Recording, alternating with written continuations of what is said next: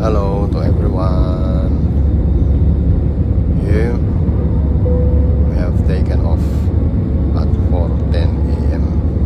from Clark International Airport, and we are going to Panglao International Airport in Bohol to spend vacation with my family.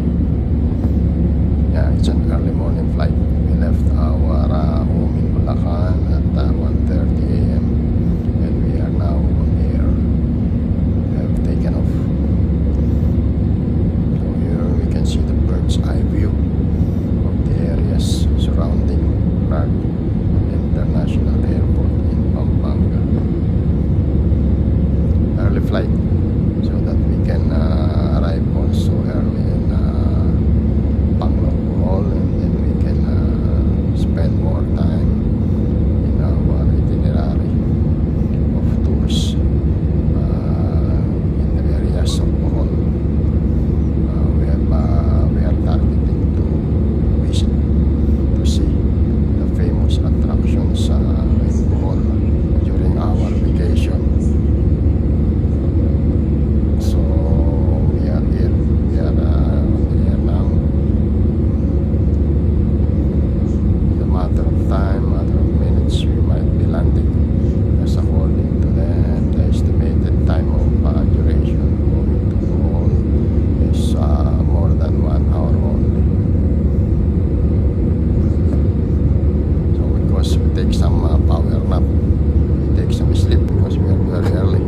So you can see here now, we are now here after our nap. You can see now the early morning sunrise.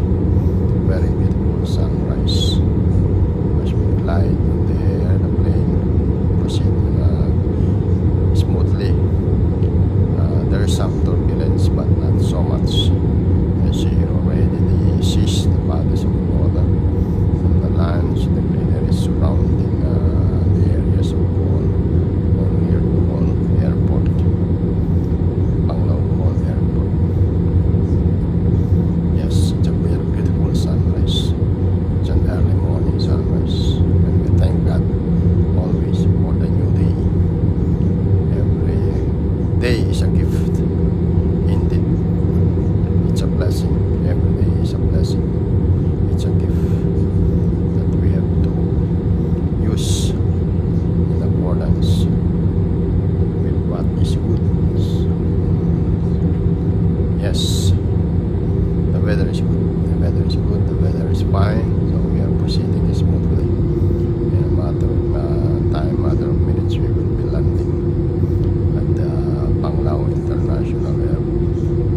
We are now flying at low altitude, and we can see already the seas, bodies of water, and the land areas near Panglao International Airport.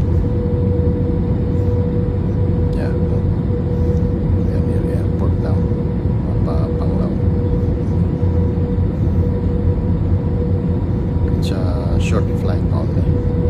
As I said, more than 1 hour, 1 hour and 10 minutes maybe. And we estimate to arrive there around before 6 a.m. in the airport. So we are now in the landing stage. We are now in the landing mode. The Panglao International Airport. The plane is landing now. Yeah. We're landing at Panglao International Airport. We always thank God for the safe travel, for the smooth travel, joyful travel. And we are ready to explore Bohol. Welcome to Bohol. Love the Philippines. See the attractions here in Panglao, Bohol, and all other areas in yeah, we have already arranged some vehicle to pick us up. Yeah, here. Bago lang. Hindi naman po masyadong matagal po tumawag kasi Yeah, now in last Panglao. airport po namin is Yeah, now in nandun our po sa land may trip, going to our first destination. Our destinations, our first destination is the Chocolate Hills in Carmen, Bohol. In this case, we are passing Bundok na yan, the towns of Dawa and Oh. Tawis. Hindi ko rin po alam kung Passing through towns of Tawis. anong bundok yan sir, pero Then, part pa rin po siya ng Baligyan. Balilihan, Katikbian, and then later we'll be passing through Sagbayan. And now we'll be here now in the area of town of Carmen, where the famous Chocolate Hills are located. Very beautiful sunrise. Hindi ka dyan. Yung aming kasama sa tour. Sa tour. Ngayon, nandito na kami sa Kwan. Palilihan pa rin. Oo, Baligyan. Tuloy lang ang daan. Now we are now here in the area. Pero sa ano na, Now we are getting our entrance fee and environmental fee paid. And of course, maybe I think there is also some parking fee. And now we are entering the area. Yun mamaya sir, pagpunta nyo na po yung Chocolate Hills. Huwag nyo lang po yung For the Chocolate Hills. We're going to there already. It's a winding road, long winding road that we take Yan po There are makikita nyo po yung mas several curves up and malapitan na Chocolate along Hills. the way. Going here in Carmen, Bohol from Panglao International Airport. The ride is almost took 2 hours. 2 hours at the most. Tayo ma'am, Hills. We are now here in the higher ground, and we can see now the Chocolate Hills here.